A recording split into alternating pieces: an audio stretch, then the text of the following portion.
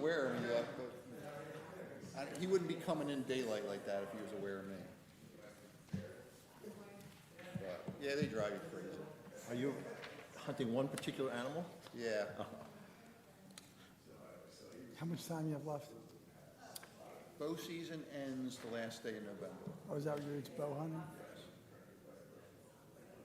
Is it like, do you draw it back, or is it like, oh, you're doing real like bow and arrow? Oh, yeah, real bow and arrow. Wow. It's not easy. That's the hard part is. And even if you see him, So you gotta actually even get if you him. see him, then you still have to, without him knowing or hearing you or seeing you, you still have to draw the bow out. That's the tricky part. It's not like a cheesy crossbow thing or something. No, my son's hunting with a crossbow because he's new to it. I'm like, you learn how to hunt with this first. But, You any good with that thing? yeah, if they're within 50 yards, I'm pretty spot on. You can stay in town? Yeah. Well, that's hunting. That's a little more sport. So I have them all lined up here, I can bring them over, like to come up. My wife kept her maiden name, so she's Lorraine Jorgensen Hall. But because it's Jorgensen, it's so long, it doesn't fit on anything. Like her driver's license. Well, she's Lorraine Jean Jorgensen. So she's gonna just go Lorraine J. It has been such a problem every time. We almost Lindsay, I had think we phone calls. solved that other issue, right? Because it didn't match. The other applicant. She had written, The ticket said appeal. Lorraine Jean. What's that? Yeah, which Lorraine Just Jean withdraw, yeah. Draw. Yeah. But her passport says Lorraine Jorgensen. Missing like the N because it doesn't fit on her driver's Well, license. the Missing appeal should be 3 digits at the end. because Bruce agreed with me that. Yeah. Okay. If you have this. Your last name's not too long. I just put it aside. I had a feeling that's what was going to happen, but I've spent some money of the escrow, so yeah. Yeah. I talked and walked them through it. I was like, And it's Bruce, funny I don't know because how to write this up and even have a variance. Testing. Now everything's so tight as far as ID and stuff like that. Oh, if there's one digit wrong on your driver's license, it's like you can't travel. Yeah, you keep your maiden name, and you have to keep it on everything.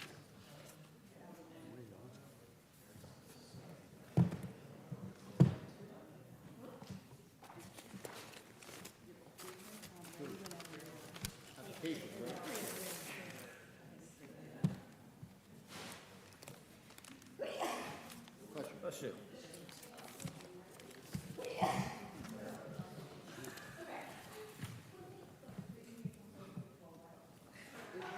He's coming, he's not here, so I'm just letting you know. We have a quorum, so we have 6 when he comes, 5 now. Okay. We need a 4, but for the use variance, we have to have 5 possible.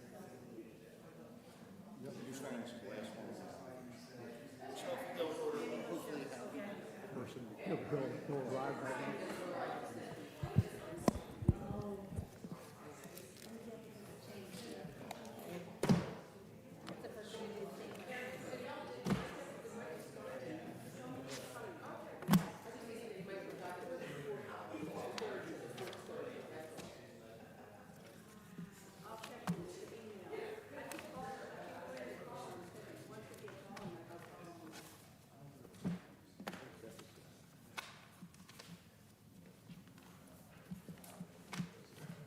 You ready?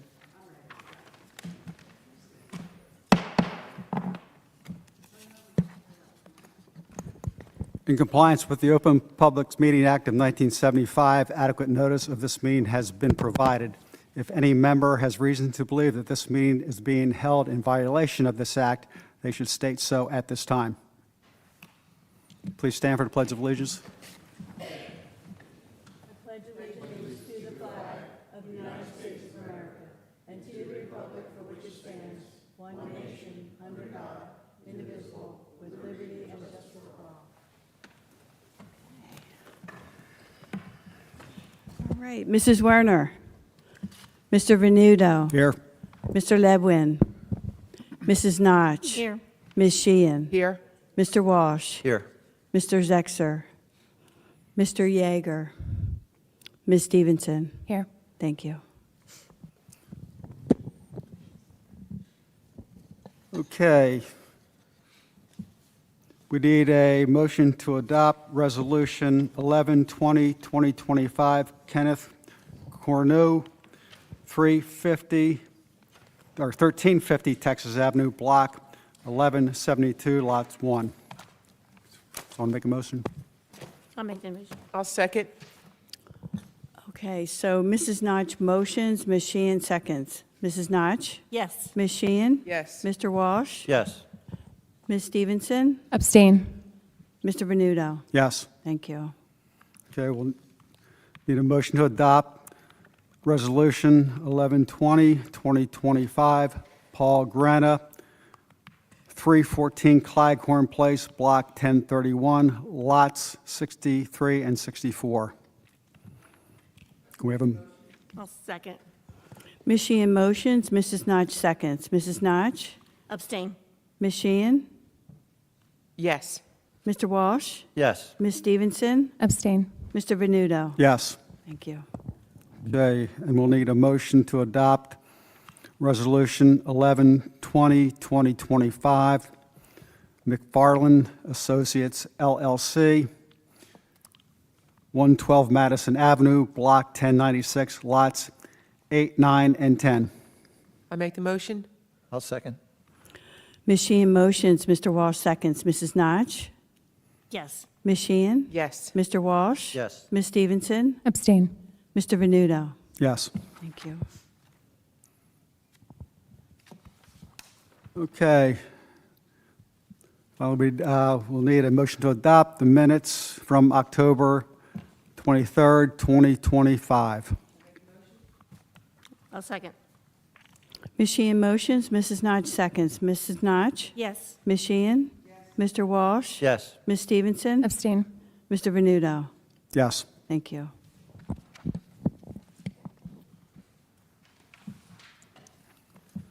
Okay, our first application is Alan and Amanda Fisher, 1013 Stockton Avenue, Block 1096, Lots 13.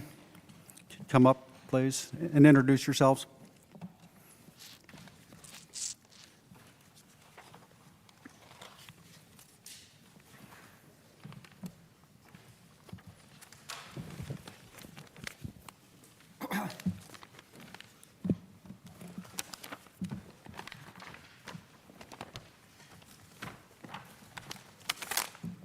Good evening, board members. My name is Lindsay Newcomb from the law firm of Monzo, Catanese, Delalis, here on behalf of the applicants Alan and Amanda Fisher in connection with the conversion of their two-family dwelling to a single-family dwelling at 1013 Stockton Avenue. The property is located in the RS district, which permits both single and two-family dwellings.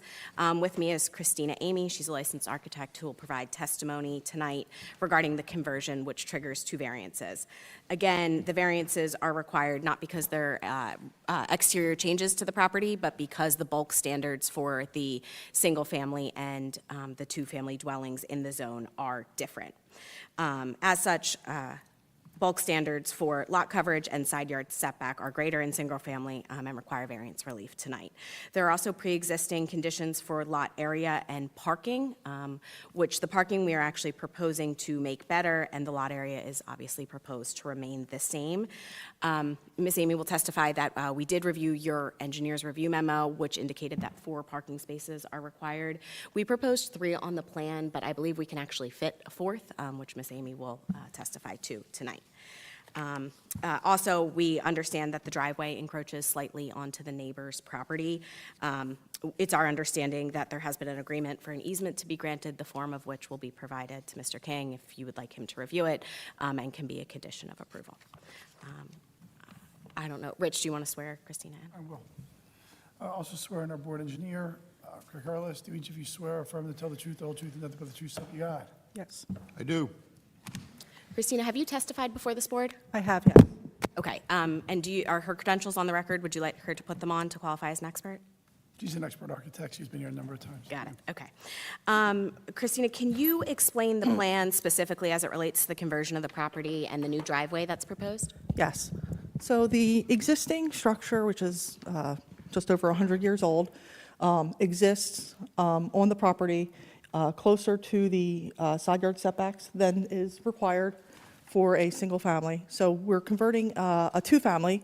Currently, the first and second floor are one unit, and there is a large exterior stair accessing a third unit on the third floor currently. What we're proposing is to remove that large exterior stair and create a single-family dwelling.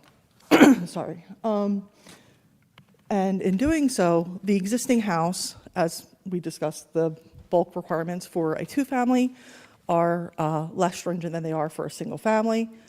So the existing nonconformities of the house, we're not expanding the house at all. We're just converting internally, removing the stair again in this back corner, creating just a simple stair entry into the house and AC platform. The existing driveway straddles the property line on the left side of the property. Going back to a detached garage, which we're not making any proposing any changes to. There's also a slight encroachment of the neighbor's driveway on the right side of the property. What we're proposing to do, because the parking requirements aren't being met by the current driveway, is to remove the asphalt that's there, replace it with a permeable paver, which would then only count towards 50%, but then create parking spaces back here. Sorry, I have a really sore throat. So in doing so, we have a parking space in the garage. We propose two. I'm also showing on this drawing here a fourth space, so we would not be requesting the parking variance. So we would meet that fourth. Can you see that? I couldn't. I don't think we got this, did we?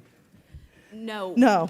No, so the plan that was submitted showed 3 parking spaces. In response to your engineer's letter that indicated that 4 were required, Miss Amy created a plan that showed a 4th, so it does need to be entered as an And I do have an exhibit already, the exact same page, just not on the board. Thank you very much. You're welcome. So we can accommodate a 4th parking space and therefore meet the requirement of the 4 parking spaces for the number of bedrooms in the proposed single-family layout.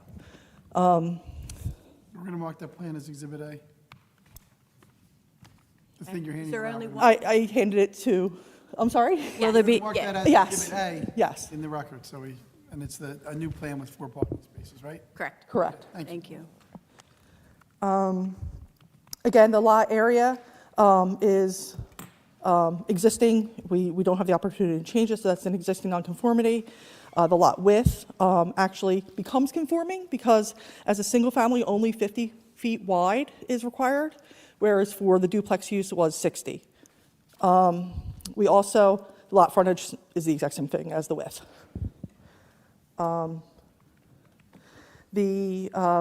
Again, the rear yard setback is unchanged, that's compliant. The side yard setbacks are unchanged, they're existing non-conforming. 4 feet minimum, 12 total, we have 4.4 and 5.6 for 10 total. The building height is unchanged. The floor area ratio is unchanged. And the lot coverage, the existing is 61%, which was complying for a duplex. That's not compliant for a single family, only 45 is permitted.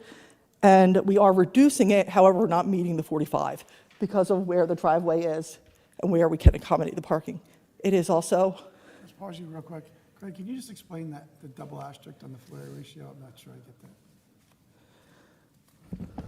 It says .658 is required, and it's existing FAR is the requirement, is the requirement? So the code says the floor area ratio is what it is as of a certain date, and it's grandfathered in. Okay, so that's why it says required is what it is now. Right. Thank you. Sorry, just. No, that's so you okay. have that, so you don't need if you needed, it's odd to see a number like that in the required, so I want to make sure you didn't need a variance for it. You're good. correct, yeah. right, thank There you. is a provision for homes over a certain age.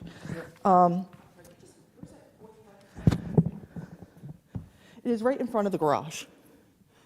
So So we have just driveway here, here's the current three, and then a fourth car could certainly fit there. We would have shown that originally, however, the way the RSIS is published wasn't indicative that it would be needed there, but we can accommodate that fourth spot. And as I was saying about the lot coverage, we did reduce it with those permeable pavers, but we couldn't get it down to that 45%. So we're proposing the 58.8% with that. So again, we're not expanding the house envelope at all. We are reducing with removing that stair, providing a pervious paver driveway to accommodate the parking. I think you kind of just did it, but obviously the variances that are requested are as part of a C1 variance, which is a hardship variance. Can you explain the standard and briefly how we meet it in this case? Sure. For reason of exceptional narrowness, shallowness, or shape of a specific piece of property, which in this case, the location of the existing house on the existing property is pre-existing, and it is a historic structure. We have very limited ability to make any changes in that regard, even if the client wanted to. With extraordinary and exceptional situation uniquely affecting a specific piece of property or the structures lawfully existing thereon, the strict application of any regulation pursuant to Article 8 of this Act would result in peculiar and exceptional practical difficulties or exceptional undue hardship upon the developer, such property grant upon an application or an appeal relating to such property, a variance from such strict application of such regulation as to relieve such difficulties or hardship. Again, that is an existing historic structure. Its proximity to those sidelines don't give any feasibility to make it comply with those regulations.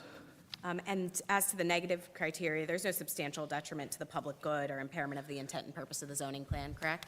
Correct. And if anything, by providing the required parking, it's actually helping the surrounding neighborhood by not needing the street parking. And we're also lowering the lot coverage from what currently exists there. Correct. And the use is one that is already permitted in the zone, correct? It is permitted in the zone, and it is less dense as a single family than it is a duplex.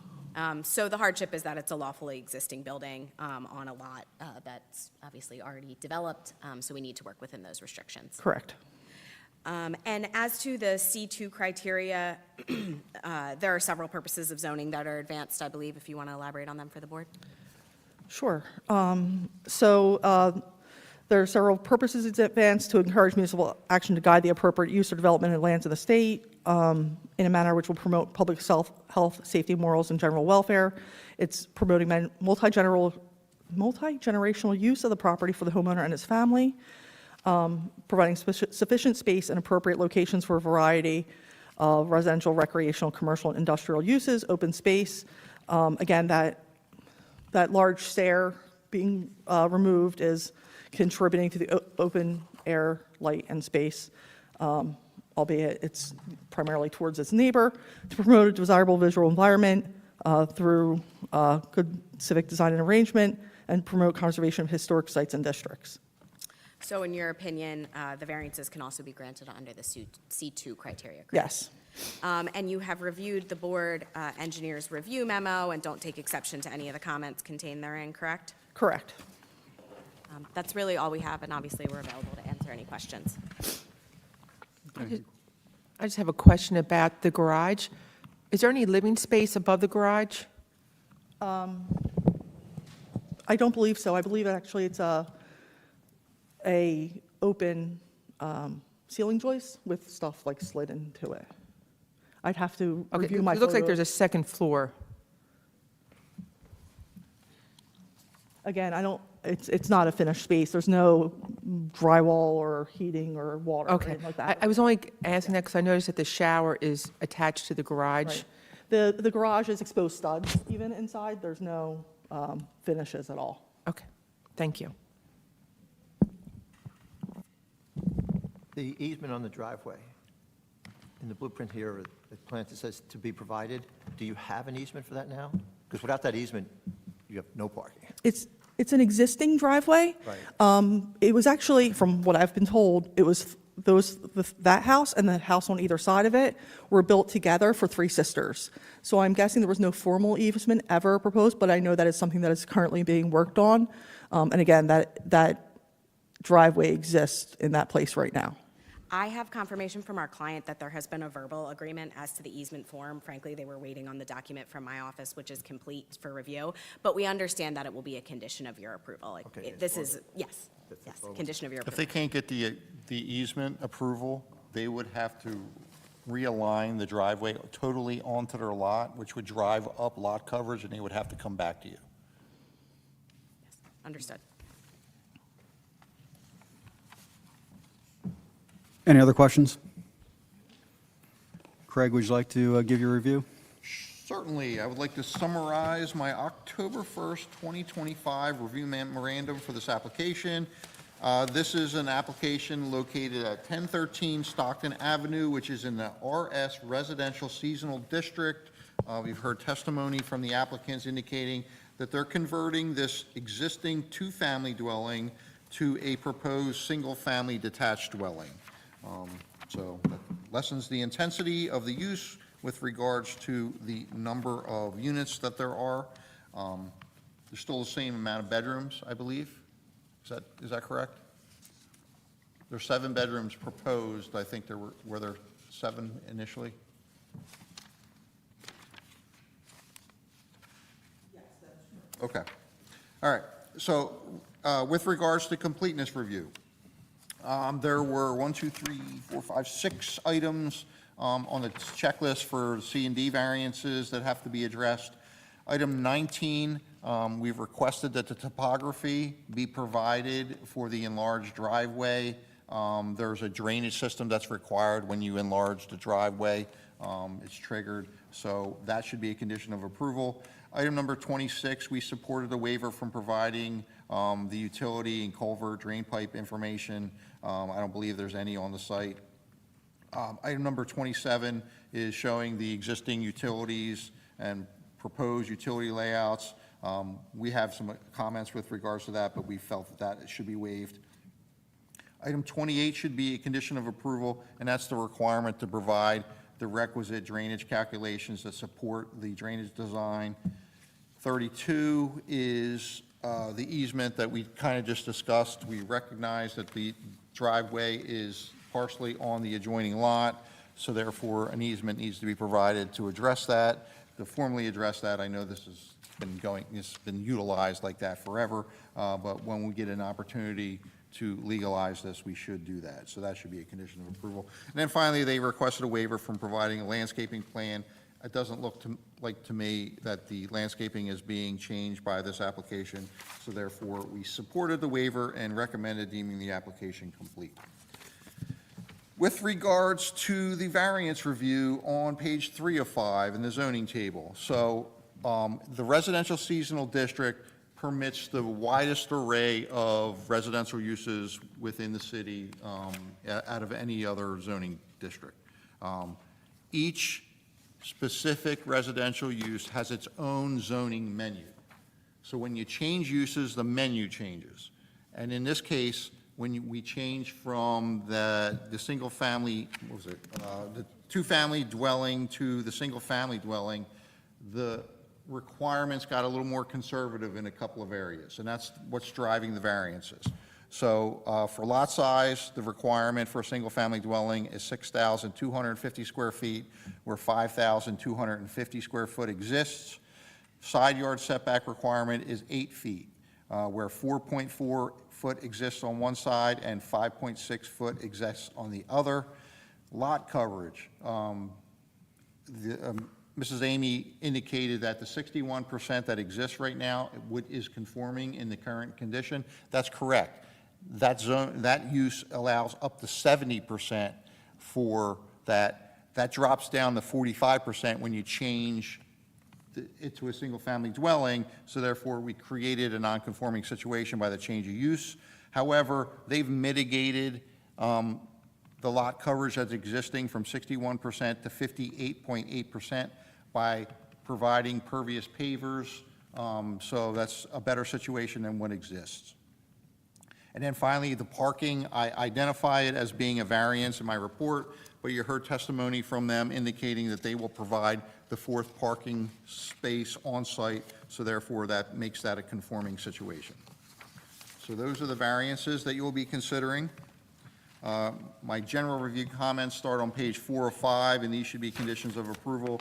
So we would just ask that the zoning table be updated to reflect the comments in the review memorandum and update the variances that are being requested and granted if that so becomes the case.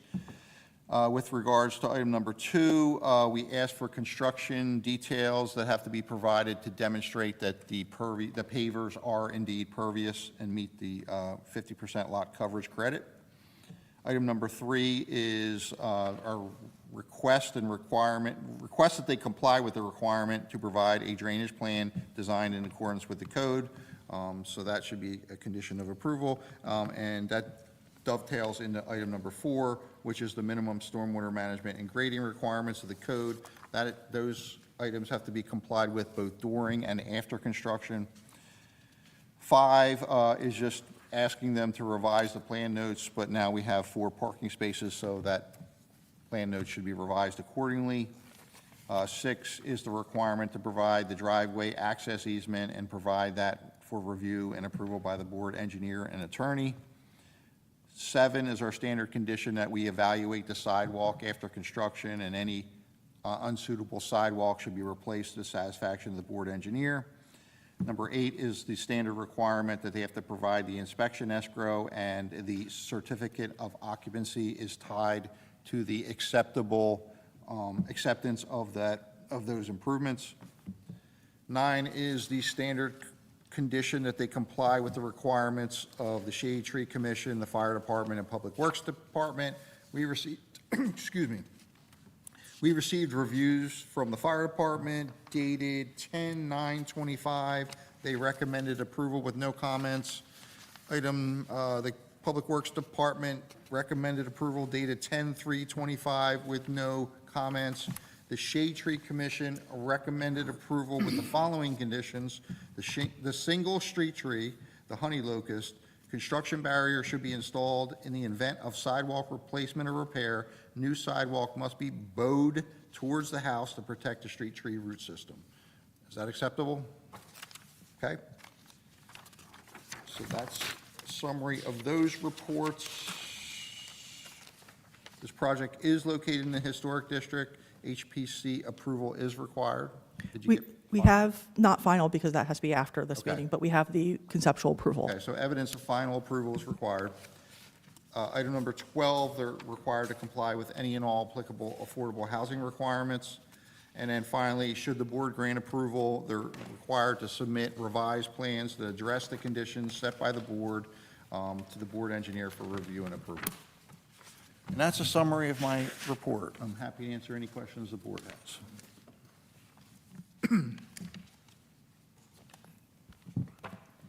No questions? Okay. All right, this time we'd like to open up the meeting to the public. Anyone within 200 feet that would like to comment? Anyone beyond 200 feet would like to comment? Okay, since we have no takers, we'll close it to the public. And Okay, the applicant is requesting you consider the C1 and C2 standard, although I think the C1 standard is more applicable because we're dealing with existing structures that aren't changing on the exterior. So I believe we should consider this under the C1 standard, which is the hardship standard, which isn't just the size and shape of the lot, but also the existing structures. And in this instance, it's a 100-year-old building, and they're not really changing it. So the motion I recommend being made is a motion to grant the variances 1 through 4 on page 3 of the engineer's report, subject to the conditions outlined by the board engineer, including waivers for items 26, 27, and 33 on page 2, and conditions 19, 28, 32, and 1 through 13 on pages 4 and 5, with the letter dated 10/7/25 for the Cape May Shade Tree Commission, and the easement that you're going to send me to look at when you get it. Just to correct you, Rich, you mentioned there's 4 variances. We struck 1, so it's 1 through 3. We struck the parking variance? Yes. Yeah. You're comfortable all those parking variances, those parking spots are conforming, Craig? Yes. All right, fine, we'll strike that one. Just like to make sure you have everything you need, so. Okay, so that's the motion, I recommend being yes. I just have a question. What did you say you were waiving? What, for completeness review, what ones? Sure. My notes reflect, and they could be wrong, Craig will correct me. I thought there were waivers on 26, 27, and 33. Correct. And I Okay. thought 19, 28, and 32 were conditions. That's fine. I thought you said you were waiving 19, that's all. Okay? Well, maybe I said it wrong. but That's what my right, notes thank say. you. All right, so that's the motion I recommend being made, but how you vote is up to you. I make the motion? Second. Ms. Sheehan motions, Mrs. Notch seconds. Mrs. Notch? Yes. Ms. Sheehan? Yes. Mr. Walsh? Yes. Ms. Stevenson? Yes. Mr. Venuto? Yes. Thank you. All right, Ms. Newby. And thank you for your alacrity there. Just kidding. It was a very fast and tight presentation. Yeah, I know. I thought so, Mrs. too. Stevenson, is it still Mrs. Stevenson? Okay. I heard the good news, so I just wanted to know that we are calling you by the right name. Oh, do you want me to change it? Do you want to, okay. Yeah, do you that. want- Did you get married? Okay. Congratulations to you. Congrats. What will your new last name be? Brunel is a pretty name. Right? What old name? Nothing wrong with Stevenson. Brunel is very nice. Her maiden name, there's been problems. Which one's this? All right.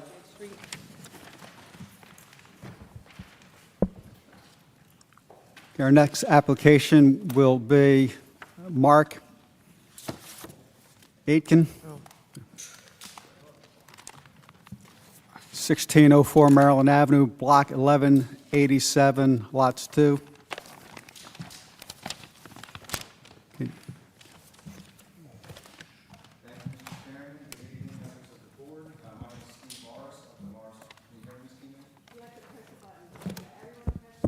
Okay. All right. Good evening, members of the board. My name is Steve Morris of the Morris Law Firm, and I'm here with me tonight is my client, Mark Aitken, and Arthur Chu, our engineer. I anticipate soliciting testimony from both of these gentlemen, primarily Mr. Chu, but also to a lesser extent Mr. Aitken. So I don't know if it's the pleasure of the board to have them sworn in as a matter of housekeeping. Yep. If I can have you both sworn in, and our board engineer remains under oath.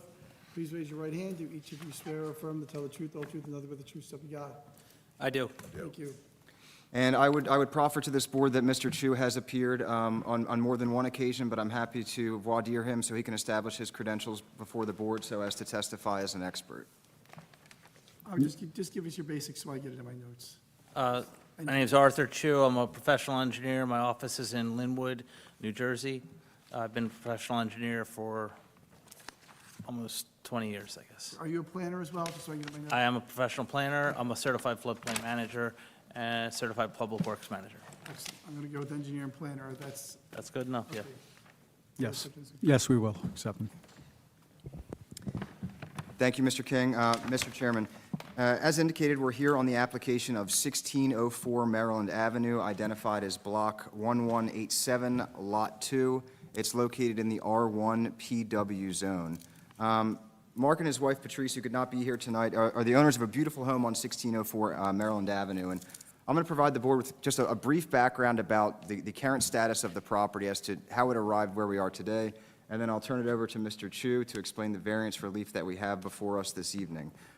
This is a happy story because while it is a beautiful home, the Aitkens are looking to add a couple bedrooms because their family's growing. I understand that Mr. Aitken and his wife welcomed the birth of their first grandchild this January, and they were lucky enough to wed their daughter this summer. So this will hopefully ensure that many future generations of Aitkens to come will be able to enjoy Cape May. So within your package, I included what's entitled an application narrative, and that is kind of walk the board through the background of the property and the relief that we're seeking here tonight. There are a series of attachments on there that you're free to peruse as I discuss kind of how the property came to be. So before Mr. and Mrs. Aitken purchased the property, it was owned by Michael and Regina Brogan. When it was built originally, it was maxed out on density, or rather lot coverage. I understand that Mr. or Mrs. Brogan, they had some accessibility issues, so they came before this board, I believe it was 1998, 99, and they asked for variance relief relative to lot coverage so that they could construct a garage in the back corner of the property that could house the vehicle that accommodated the individual with some, I guess, disabilities or accessibility issues. So the board was kind enough to grant that relief back in 1998 and increased the lot coverage from the 30% that it was developed to 36.8%. So in preparing for this application, we did not believe that there was any other variance relief necessary because the enclosure of the front porch, which is the relief we're seeking here tonight, would not have the impact of increasing the lot coverage. So during our preparation, we discovered that the numbers weren't meshing up. Mr. Chu was getting a number that was higher than the board had previously approved. We came to determine after the fact that is because after the prior owner got variance approval and built the garage in the rear of the property, and it was presumably inspected and approved by the city, they installed an outdoor shower connected to that garage prior to selling the property to Mr. and Mrs. Aitken. So it was about 30 years delayed when we learned that the shower wasn't necessarily supposed to be here, and so that explains the discrepancy in the lot coverage between what was approved by your board back in 1998 and the extra percentage and a half that comes before you here this evening. So we're seeking a host of variance relief, but with that, I would turn it over to Mr. Chu to give you some of the technical information and exactly what sections of relief we're seeking from the city code here this evening. So the shower we're looking at is on the side of the garage, and what we're proposing to do is put a recharge trench adjacent to the shower that will not only take in the roof drains from the garage, but it will also take in the drain from the shower. So we're taking the existing condition where the water just runs off. It goes predominantly in the ground. There is no runoff extraneous, but we're really going to direct it and catch it and put it into a designed stone trench. And that's basically the gist of it. So we're even going to reduce the amount of runoff by capturing all the roof runoff from the garage that is in the immediate area. There's no impacts to landscaping aside from the grass in the area, and that is the extent of this variance and what we're proposing to do to fix it. And Arthur, I know that you were not the architect that designed the plans, but can you just basically tell us what is happening on the front of the property that's the construction, and why does it not have any impact on the lot coverage? So the front of the house has two levels of porch. There's an upper level porch and a lower level porch. The lower level porch already counts as impervious coverage and building coverage because it's covered on the top. They're proposing to enclose the lower level porch and add bedrooms into that area. I'm sorry, we're closing in the lower or the upper? On the lower, the upper is going to remain open.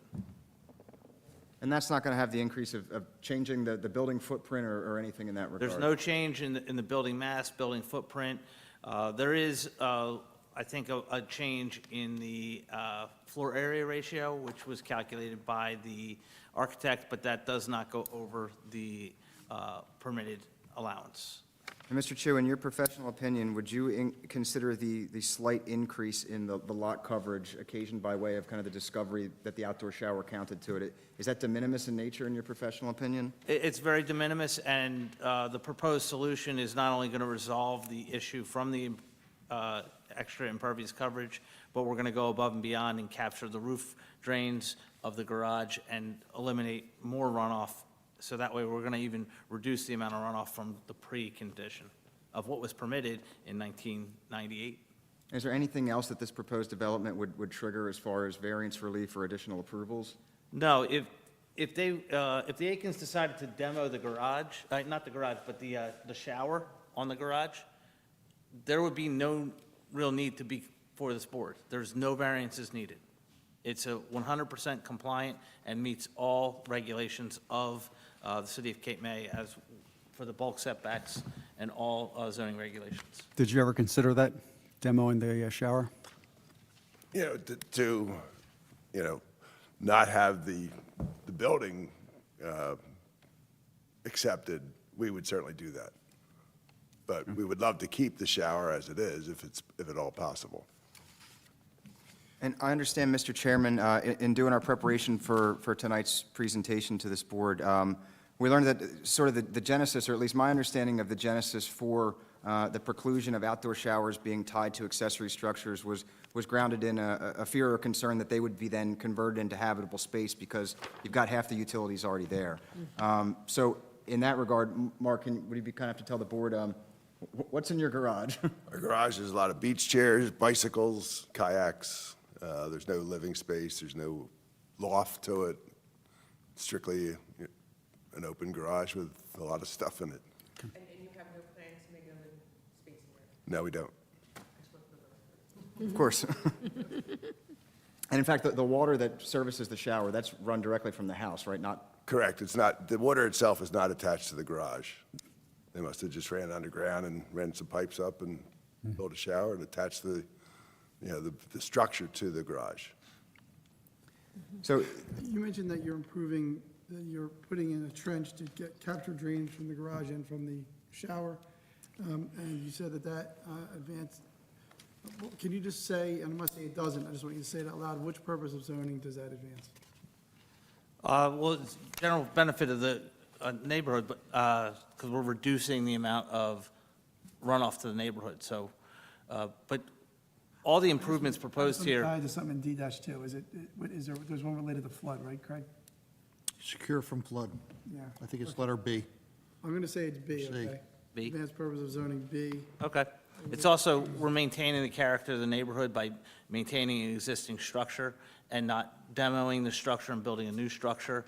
So it's, nothing's changing from the average person going around. You're just going to see an enclosed ground floor, but the bulk mass, we're not changing the blocking light, air, open space, or any of those. I mean, if the shower didn't have a roof and didn't have, and had a slated floor, it might not even cut the lot coverage, so, I mean, right, Craig, I mean, Say that again? if you have a garage that doesn't have a roof and has a wood crate floor, is that covering lot coverage?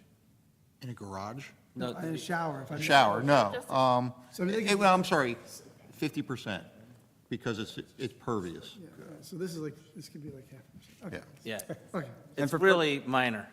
and for purposes of the record, there's like a slotted roof and like angled boards, and Mr. Aiken just advised me that there are pavers down there. There are some benefits to what they're proposing to do. The existing shower is non-conforming because it's not permitted to be attached to an accessory structure. It's supposed to be attached to the principal structure. It also is supposed to have a drainage system attached to it. There is none there now. They're bettering that situation.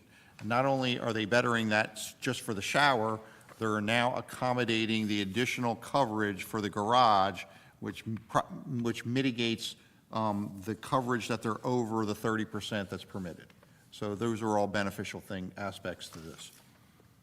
Thank you. And for purposes of the record, the sections of the code from which we are seeking variance relief are 52573E, and that was occasioned by way of the prior variance relief that was granted to the owners before Mr. and Mrs. Aiken.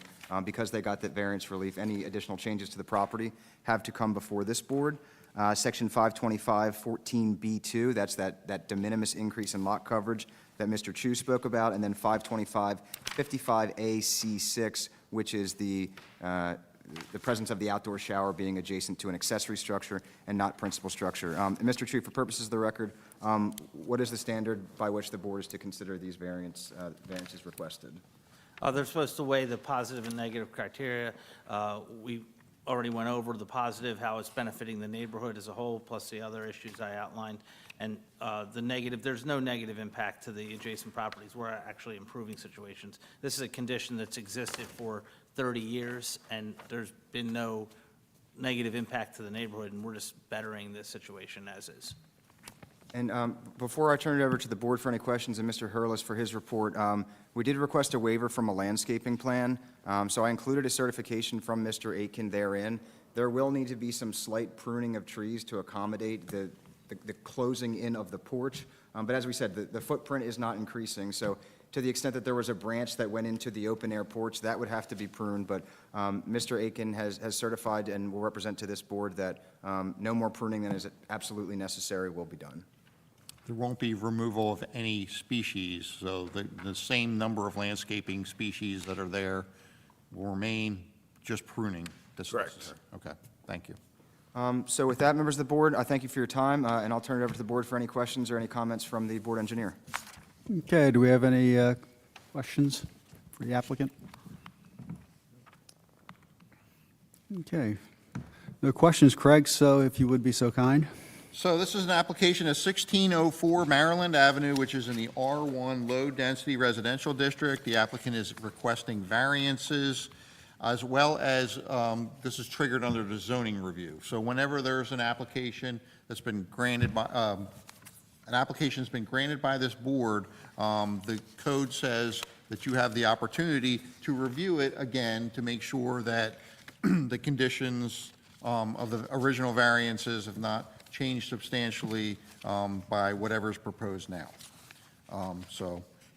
You've heard testimony indicating what they're proposing to do. The porch improvements, they do increase the floor area ratio and create habitable space, but that does not trigger any variances themselves. Those additions are all within the required setbacks, and the floor area ratio is not being exceeded. So that is a conforming addition. The variances that are really being triggered here is to address existing non-conforming situations that they want to legalize. And they all relate to the shower. And so I'm just going to roll right back into my completeness review. On page 2, there was one waiver that was requested from the landscaping plan. You've just heard testimony indicating that they're not removing any material, and there's only pruning that's necessary to address the front porch addition. Therefore, we did recommend deeming it complete. On page 3 of 6, I review the variances that are required. One, the lot coverage, 30%. 36.9% is what Resolution 10-14-98 permitted. And what they've found out is that 37.78% exists on the site, so they want to legalize that. Okay? The other nonconformities relate to the shower structure itself, the accessory structure. There's a maximum height of 6 foot. Part of that structure is 7 foot 4 inches. That's nonconforming. The width of the structure is not permitted to be wider than 6 foot. 6 foot 2 inches exists, and it has to be attached to the main building, whereas this one is attached to an accessory structure. Those are the 3 nonconformities that exist with regards to that. So those are the variances that you should be considering. With regards to my general review comments, they should be conditions of approval. We've asked for some information with regards to first floor elevations and flood damage information be added to the plan. We've asked that the zoning table be revised to reflect the comments in the review memorandum and indicate all required variances that are being granted or requested and being granted should be noted on the final compliance plan. 3 is just the review of the stormwater system. We found that that system is acceptable. 4 is our our standard condition that they have to comply with minimum stormwater management and grading requirements both during and after construction. 5, we've requested the plan notes be revised to indicate the parking calculations in accordance with the RSIS for 7 bedrooms. There is a total of 4 parking spaces that are required. There are 4 parking spaces that are shown on the plan, so that is a compliant situation. Item number 6, we've asked them to provide 1 street tree. The proposed street tree size and species must be added to the plan. 7 is our standard condition that we ask them that they replace any sidewalk in poor condition, and that is evaluated after construction. Item number 8 is our standard condition that they have to provide the inspection escrow and that a certificate of occupancy is tied to the acceptance of those improvements. 9 is the applicant shall comply with the requirements of the Shade Tree Commission, Fire Department, and Public Works Department. We have received reviews from the Fire Department dated 11/9/25. They recommended approval with no conditions. Public Works Department recommended approval with no conditions dated 11/12/25. And then the Shade Tree Commission recommended approval with the following condition, that existing trees to be protected during construction. You've indicated that you will preserve those and only prune where necessary. That recommendation was dated 11/20/25. Sorry. Where am I at here? Okay. Our standard condition that they comply with any and all other necessary state, county, and local approvals. Informational purposes, this project is not located in the historic district, so HPC approval is not required. 12 is they have to comply with any and all applicable affordable housing requirements. And then finally, should the board grant approval, the applicant is required to revise the plans consistent with the conditions that the board sets and submit the requisite number of plans to the board engineer for review and approval. Happy to answer any questions that the board may have.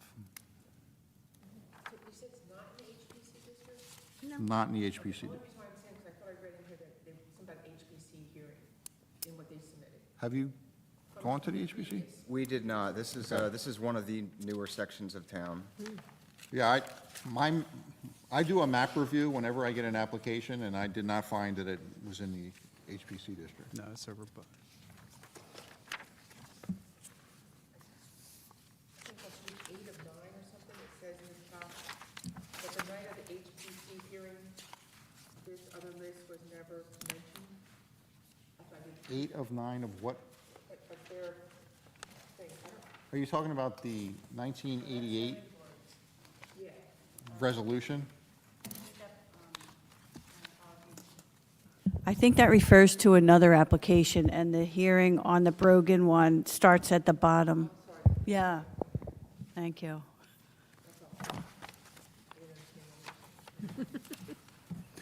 Any other questions for Craig? Okay. All right, at this time, we'd like to open it up to the public for comment. Anyone within 200 feet? No. Anyone beyond 200 feet? No. All right, we'll now close it to the public. And Rich, would you like to recommend the motion? Okay, the applicant has requested to be considered under the C2 standard, which is appropriate. The purpose of zoning, outlining the positives outweighing the negatives without a substantial impact on the zone plan and zoning ordinance or on the neighbors. The variances they're seeking, and the variance I'd recommend, the motion I recommend you make, but how you vote is up to you, is a motion to grant the variances 1 through 5 on page 3 of the engineer's report, with the waiver as indicated, number 33 on page 2, and conditions 1 through 13 on pages 5 and 6, with the letter from the Shade Tree Commission dated 11/10/25 as a condition. That's the motion I recommend being made, but how you vote is up to you. Would someone like to make the motion? I'll second. Okay, Ms. Sheehan motions, Mrs. Notch seconds. Mrs. Notch? Yes. Ms. Sheehan? Yes. Mr. Walsh? Yes. Ms. Stevenson? Yes. Mr. Venuto? Yes. Thank you. Thank you very much, members of the board. Have a great evening. Thank you very much. We did not get our new date today, by the way. Yeah, 2028.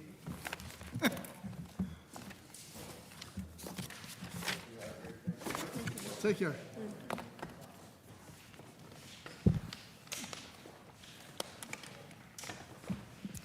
Okay, our final application, or number 3, is Timothy and Elizabeth Fall. Did I say that right? Okay.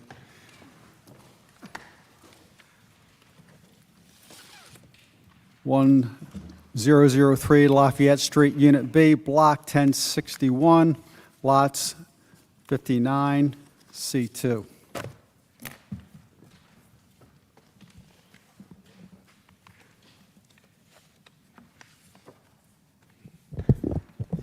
Good evening, board members. Lindsay Newcomb from the law firm of Monzo Catanese DeLalis, here tonight on behalf. Excuse me, can you bring that closer? I'm having a hard Sure. time with the recording.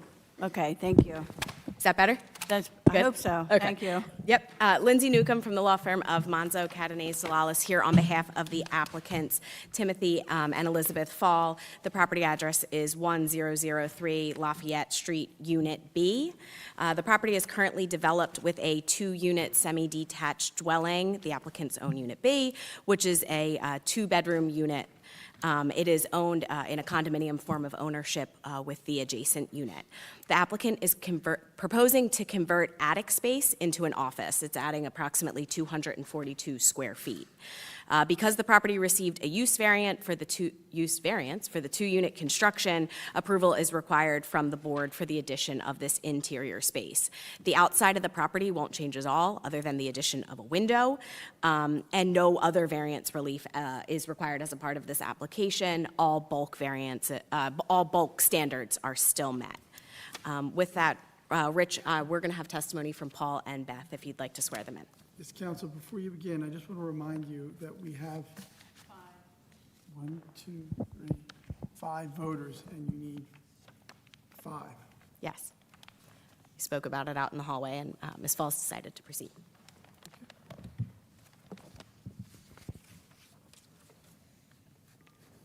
I'm swearing people in, sorry, I got distracted by the 5 of 5. It's okay. If you'll please raise your right hand, our engineer remains under oath, and each of you swear or affirm to tell the truth, the whole truth, and nothing but the truth, so help you God. I do. Okay, Ms. Fall, can you put your microphone on, please? There you go. Oh, sorry. Thank you.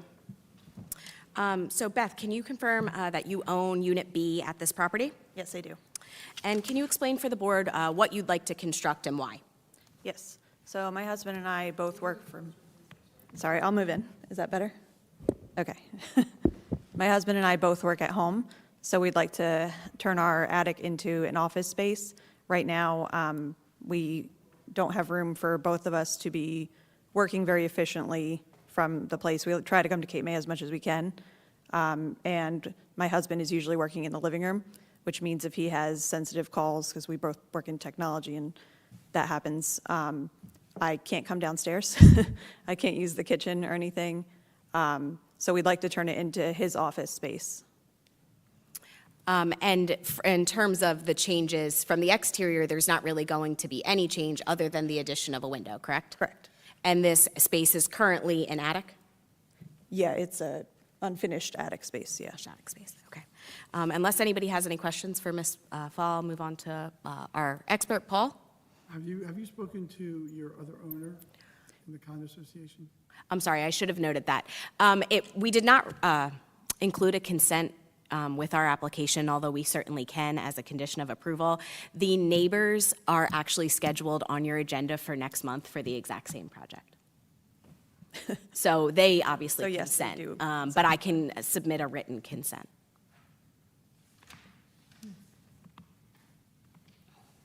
Thank you. Yep.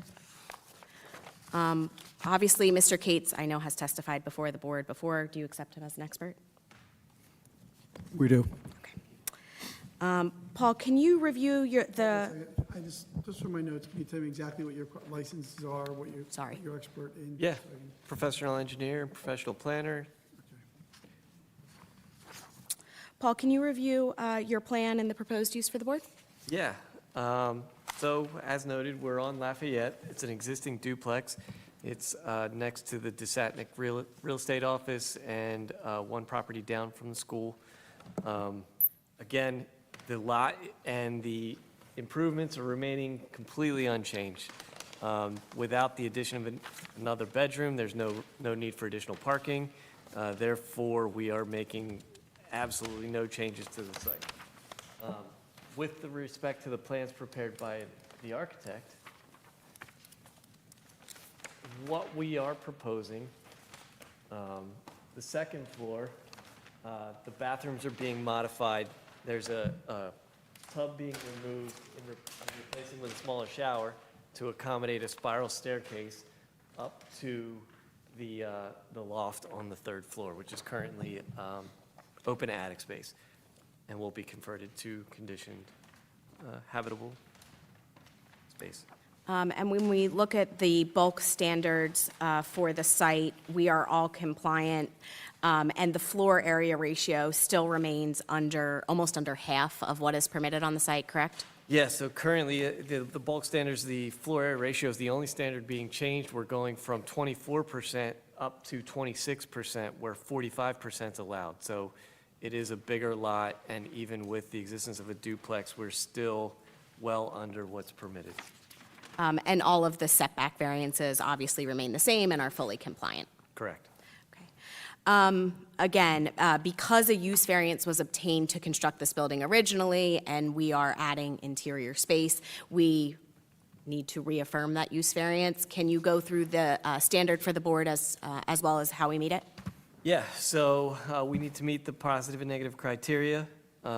With regard to the positive criteria, we feel that That's a Z2. I think that's not the Z2 we have in my package anyway. Was it different?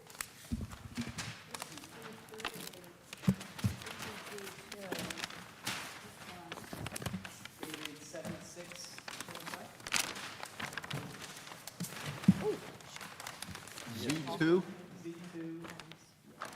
What are the revision dates? It says 9/17, sorry, here. We have 2 revision I dates. have 9/17. Is the latest one? That's what my package has. Yeah, here it is. And the date is 9/17 as well.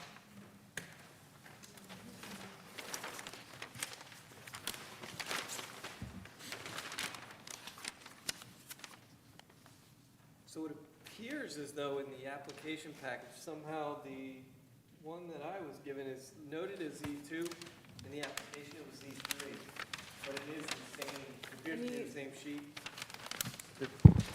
Could you use the one that matches the packet? Yeah, I can. Don't have it mounted on the board, but, so Z3, or do you want to mark this as I don't know. Are you abandoning it? Sure, we'll abandon the other one and use the one that was submitted. Okay, it hasn't made it in my notes yet, so it doesn't exist. So what are we looking at now? We're looking at, It says existing/proposed floor plans. Is that correct? Yes. Okay, thank with you. reference to Z3 that was in the packet. Yep. Okay. And the Z, so it has the existing layout of the first and second floor and the unconditioned loft space. And then to the right is the proposed second and proposed third floor layout. And we were talking about the use variance. So the standard for the use variance is showing special reasons, site suitability, and the negative criteria. Criteria? We good? Craig and I were whispering, I'm sorry, go ahead. Are we, oh, sorry, I didn't know if it was ours. Can you run through that for the board, please? Yeah, so with regard to site suitability and the positive criteria, given that the site itself is remaining unchanged, we are meeting all of the typical criteria for light, air, and open space, appropriate population densities, as well as sufficient space in appropriate locations. The key benefit to this application is enhancing the safety and general welfare of the inhabitants. The Falls, this expansion will allow them more space to enjoy their home, quiet place to work and do business, and, you know, create that separation that they need while working in the house together. As to the site suitability, again, the site is particularly suited given that the space is existing and currently unused, and it will have no impact on the existing zoning standards. It will increase the FAR, but not beyond what's permitted. And in terms of the negative criteria, I presume that there is no negative substantial detriment or impairment to the intent and purpose of the zone plan, given the fact that this is a residential unit that already exists and we're adding 200 interior square feet. That's correct. We could find no negative impact. So in your professional opinion, do you believe that this use variance can be granted? Absolutely. You also have reviewed Craig's engineer review memo and don't take exception to any of the comments contained therein, correct? No, I take no exceptions. And with regard to some of the waivers, I think given the fact that nothing on the site is changing, that's why we're seeking those waivers, because there's no engineering design and no proposed exterior construction. Sure. Window on that second floor, third floor, Yes. what size is that window?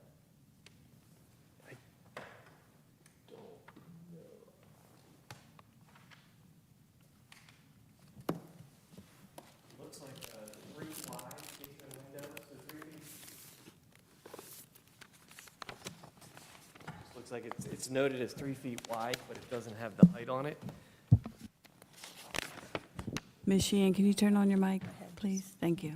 Thank you. I guess my question by that is, for it to be a livable space, it'd have to be a certain size window for, because that's the only window in that area? Right.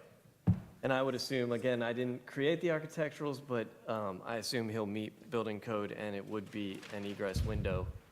So then it could be a bedroom then with that window, correct? There's no intent to use it as a bedroom. No, it's going to be open doorway. But it could be with this window, correct?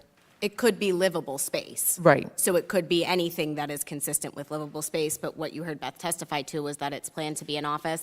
There's no door on the room. More importantly, Craig has something to say. Yeah. That was our whispering. So- Sorry. I was whispering back and forth because there was your next door neighbor is going to be here next month to ask for the same exact thing. So taken together, I look at this like always taking a conservative view.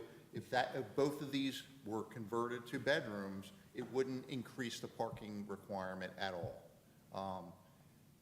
It also, taking together, it increased the floor area ratio by 0.02.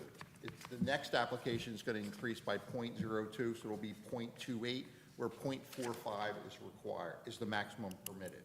So taken comprehensively, I took more of that global view because I reviewed them back to back, and I was surprised that they weren't scheduled on the same night, but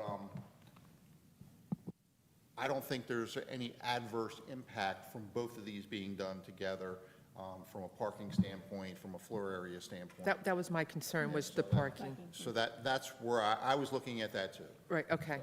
Because that was, being that it's Lafayette Street, it's not like easy that you can just create another parking spot if it was needed. Well, they have a large lot in front. Yeah, they do have. Yeah. We are lucky The with that, house. yeah. Set Thank back you, far. thank you. Yes, I appreciate that. So, they have so Mr. Cates mentioned site suitability. When you're not dealing with any other variances that are being triggered by this, it kind of demonstrates that the site is suitable to accommodate this within the district. Thank you. And I believe, yeah, but yeah, we're not increasing the need for parking. Okay. Even though we do have additional space, but that is not the intent. Thank you. You're welcome. That's all we have. Obviously, we're available if the board has any questions. Not that it has anything to do with the variances, how high will the ceiling be in there? It says the stud wall in the back is 5'5", so how tall will the ceiling be?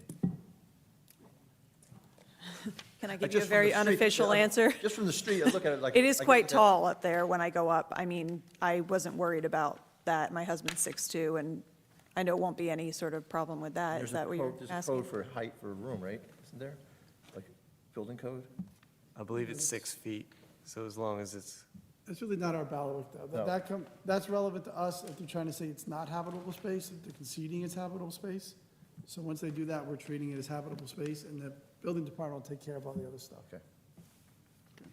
If we get into that when they're saying it's not habitable, like, well, then how tall is it, this and that, but they're saying it's habitable space. Okay. Any other questions? Craig? Turn this quick off. Okay, I'd like to summarize my October 23rd, 2025 review memorandum for 1003 Lafayette Street, Unit B. So you've heard testimony from the applicant indicating this is a 242 square foot expansion, conversion of attic space to an office expansion. results in expansion of a non-conforming use. This project is located in the R2 Low Medium Density Residential District. Only single-family dwellings are permitted residential use here. You have an existing non-conforming semi-detached dwelling. There's 2 units in that on that lot. With regards to the checklist requirements, there were waivers asked from items number 2, 27, 28, 31, and 33.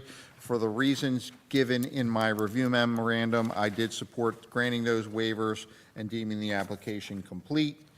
On page 3 of 4, as you note, and I kind of alluded to this a little bit earlier in a comment, this is an expansion of a non-conforming semi-detached dwelling, but it does not create any other nonconformities with regards to bulk and area variances. Parking is met, floor area ratio is met. I thought you were, I'm sorry. I heard an echo or something. Sorry.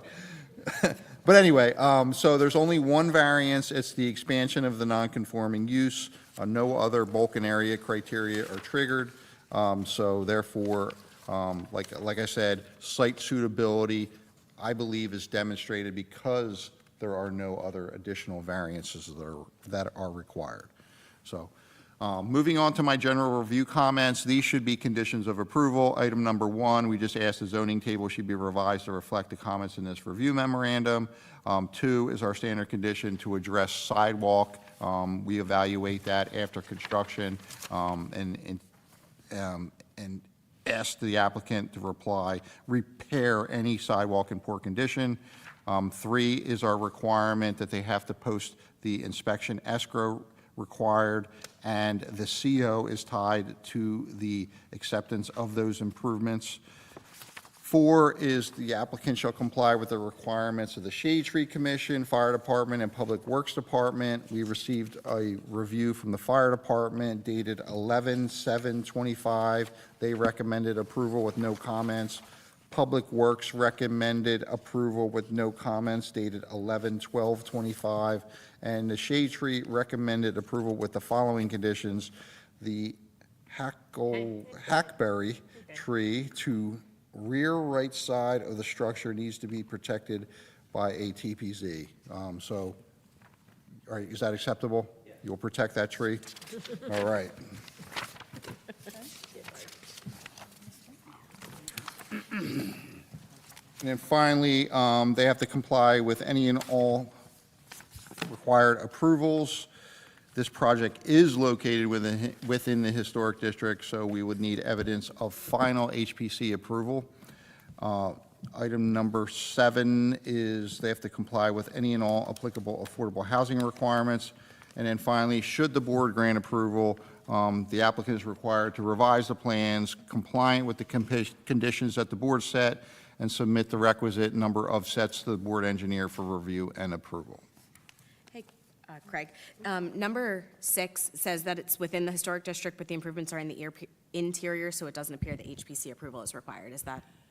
That's my opinion. Okay. At the end of the day, we would just need the HPC to agree with that. Got it. Okay. All right. That was my opinion as well. I just wanted to- Okay. I will chime in. If they're changing a window, adding a window, changing a window, any change to a window requires HPC approval, but they will probably do it in review. in review. Okay. Yeah.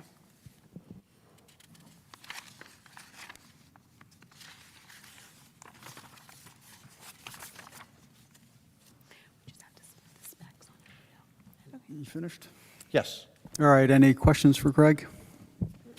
No questions? Okay, at this time, we'd like to open up to the public, anyone within 200 feet. Beyond 200 feet? Just a fan? Okay. All right, we'll close it off to the public. And Rich, if you would make your motion recommendation? I would just say preliminarily, the reason that Craig and I had the conversation we had is that, and this is a bit my policy, but I've seen the board enough that I think it's become theirs, that we don't go by what the architect writes on the plan as to what the room is. If it can be a bedroom, we consider it a bedroom. because these things have a life of their own, they change owners, and it's our experience in Cape May that if there is a place that you can put a bedroom, people make it a bedroom. So if you make a box and call it an office and it has a window and it can stand up in it, we're probably going to call it a bedroom and do the parking calculation. If it doesn't trigger parking, then everybody's, well, if it turns into a bedroom, it's not the end of the world. But if this space triggered heightened parking, you probably would have had a problem with this application. In fact, until I verified that you didn't change the parking, I was very worried about the 5-vote thing, because they take that very seriously. So I'm not saying you're going to win now, I'm just saying that that is a big deal. And for future reference, just presume that if you come to us with a space that someone could sleep in, it's a bedroom, and if they write library or office or Bird room. study, that's nice, but it's a bedroom, okay? Particularly on upper floors, it just gets ridiculous, okay? All right, so the motion I recommend you make, but how you vote is up to you, is a motion to grant the variance on page 1, which is an expansion of a non-conforming use. I think that's what it is. It's been permitted by a variance, and they're expanding it, so I think that still falls as a expansion of a non-conforming use. But the applicant did provide site suitability testimony, as did the board engineer, so either way, you're okay. So either it has to have site suitability, which has been testified to due to the absence of variances and being so far below the FAR, and also not triggering any bulk variances. And Mr. Hurlis correctly, in my opinion, testified that that is a sign that the site may be suitable for what they're doing. Also, as an expansion of a non-conforming use, they're not changing the exterior at all, and they're not triggering the additional bedroom. Otherwise, that would perhaps be a sign that it can accommodate that expansion. That's why you would probably lose if you needed more parking, okay? Because that's evidence it can accommodate it. So the motion has the conditions, and it's a waiver on page, it's 5 waiver, all the waivers on page 2, and the conditions on page 4, as outlined in the engineer's report dated October 23, 2025. There was condition, the written consent by the neighbor, although we understand they're coming in with the same application, and also the Shade Tree Commission, their letter dated 11/7/25. I didn't say that already. So that's the motion I recommend being made, but how you vote is up to you. This requires 5 out of 5, so if you want to vote no, that's fine, just give your reasons, because they only put good reasons on the record, so I need some negatives on the record if you want to vote no, okay? Thanks. Someone like to make the motion? I'll make that motion. I'll second. Mr. Walsh motions, Mrs. Notch seconds. Mrs. Notch? Yes. Ms. Sheehan? Yes. Mr. Walsh? Yes. Ms. Stevenson? Yes. Mr. Venuto? Yes. Thank you. Thank you very much. Thank you.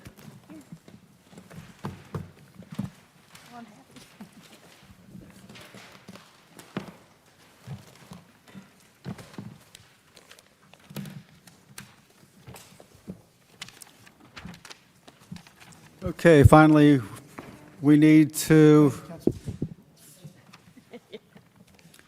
make a motion to adopt the payment of the bills. I make a motion. I'll second. Ms. Sheehan motions, Ms. Stevenson seconds. Mrs. Notch? Yes. Ms. Sheehan? Yes. Mr. Walsh? Yes. Ms. Stevenson? Yes. Mr. Venuto? Yes. Thank you. Motion for adjournment.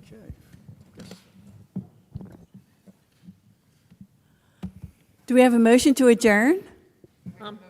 All in favor? Aye. Aye. Thank you, everyone. Have a great night. That was almost Is unfair. that right, that's 7:15?